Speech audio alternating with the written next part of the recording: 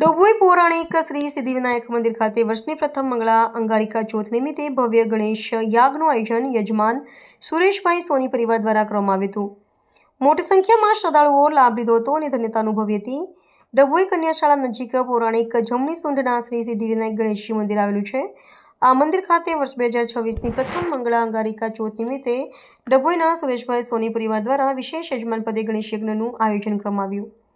આ પ્રસંગે વિદ્વાન બ્રાહ્મણોના વૈદિક મંત્રોચ્ચાર સાથે મોડી સાંજે શ્રીફળ હોમવાનું આવ્યું બાદ ભવ્ય આરતીનો ભક્તોએ દર્શનનો લાવો લીધો હતો। પ્રસાદી લઈ અને દર્શન કરી ભક્તોએ ધન્યતા અનુભવી હતી।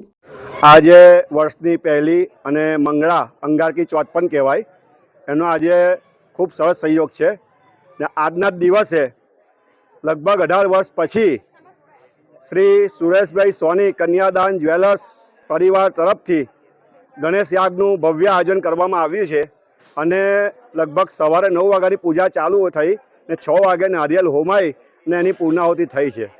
તો દરેક ભાઈ ભક્તોને ગણપતિ બાપ્પા